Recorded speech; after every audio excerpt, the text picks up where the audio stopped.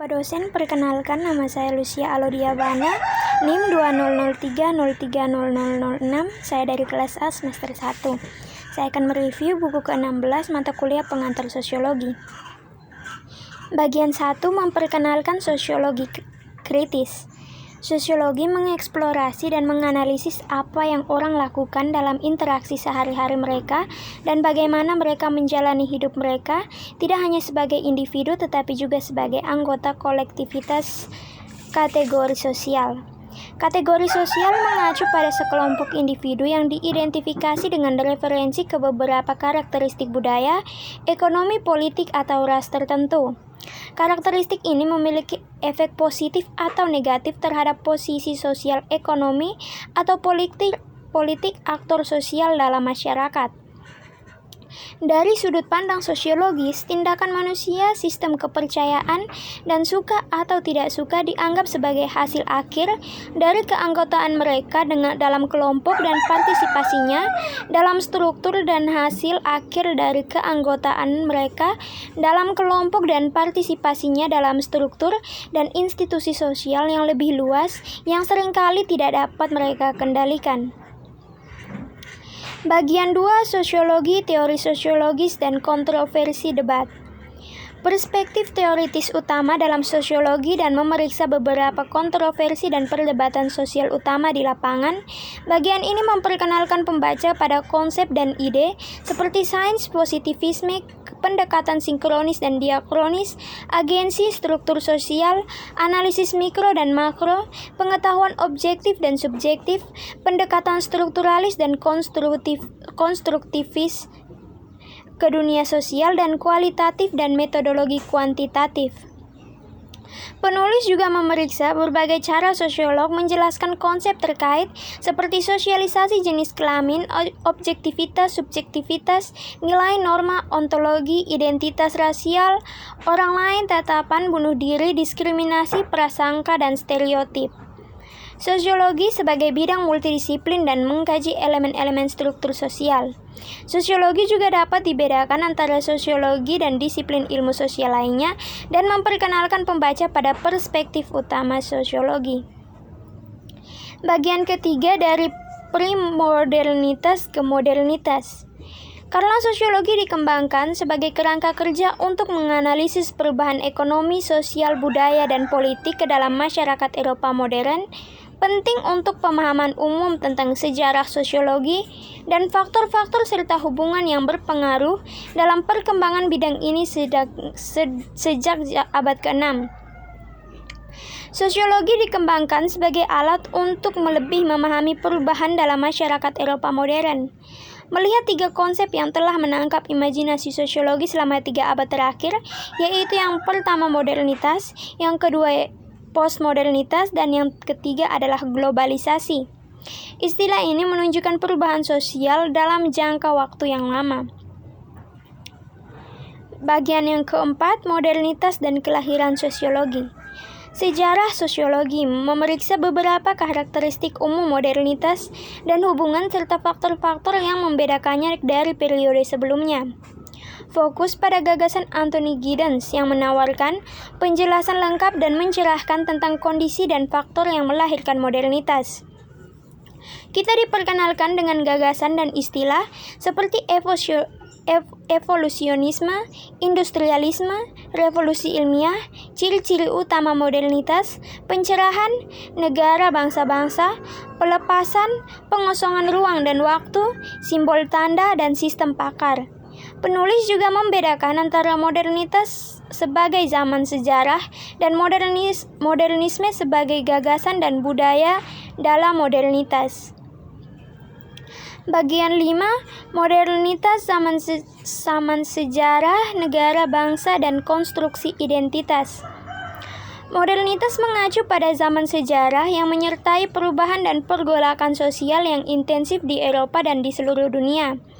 Kita menjelajahi beberapa zaman sejarah yang mendefinisikan dan membentuk modernitas dan secara singkat memeriksa bagaimana Karl Marx, Max Weber, Emil Durkheim, dan George Simmel memandang modernitas.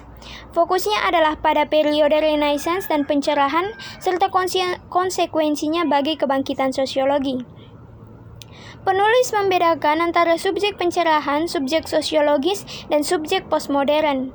Penulis memeriksa argumen utama interaksionisme simbolik, juga mengeksplorasi secara rinci bagaimana interaksionisme simbolik seperti George Herbert Mead berteori tentang konstruksi identitas dan pembentukan diri dalam modernitas.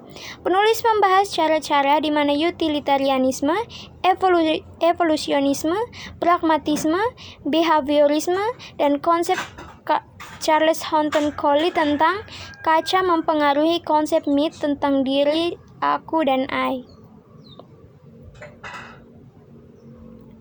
Bagian 6. Revolusi urbanisasi, kapitalisme, militerisasi, dan modernitas.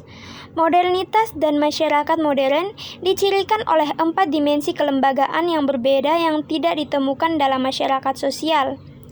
Kapitalisme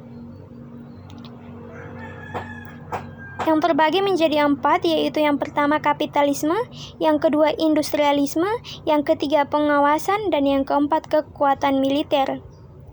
Sejarah kapitalisme dan industrialisasi dan kebangkitan kompleks individu militer.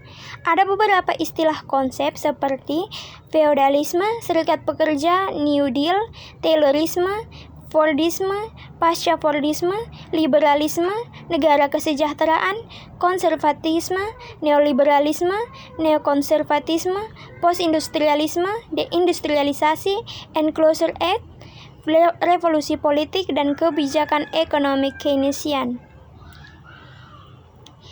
Bagian yang ke-7, kapitalisme, negara, bangsa-bangsa, pengawasan, dan kekerasan.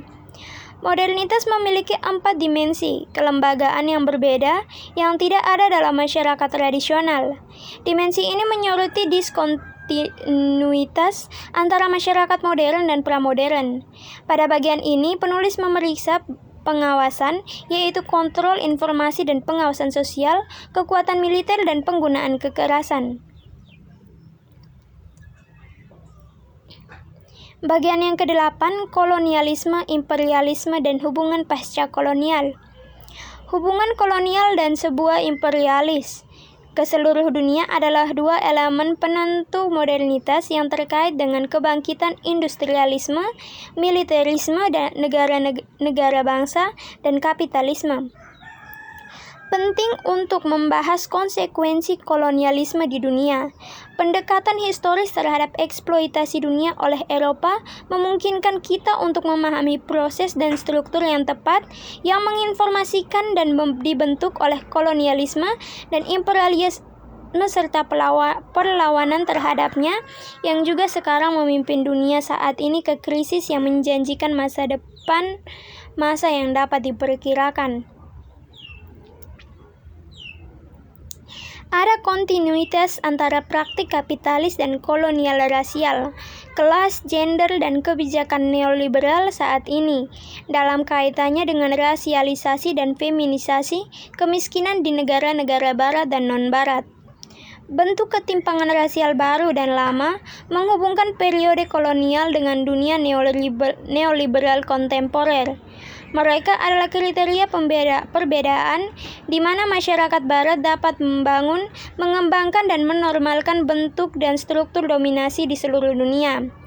Neoliberalisme merupakan kelanjutan dari ideologi liberal yang dikaitkan dengan kemunculan kapitalisme industri sejak abad ke-18. Liberalisme merongrong kewarganegaraan orang-orang kulit putih dan mengucilkan mereka dari partisipasi dalam sistem politik, yang fokusnya adalah pada bagaimana dan mengapa seseorang dianggap berkulit putih dan apa konsekuensi dari kategorisasi semacam itu. Karena lebih banyak kelompok rasial dan minoritas lainnya perlu memiliki akses ke layanan pemerintah, pendidikan gratis, sistem kesehatan publik, transportasi umum yang terjangkau, layanan sosial, perlindungan hukum yang lebih luas, undang-undang ketenagakerjaan yang lebih baik, dan peningkatan partisipasi dalam serikat pekerja yang telah mengalami penurunan. Bagian yang ke-9, globalisasi, post-industrialisme, dan postmodern. 3 fenomena berikut saling terkait. Globalisasi, post-industrialisme, dan postmodern menawarkan kerangka umum tentang bagaimana menganalisis dan memahami perubahan yang telah mempengaruhi masyarakat sejak akhir Perang Dunia Kedua. Sekian dan terima kasih.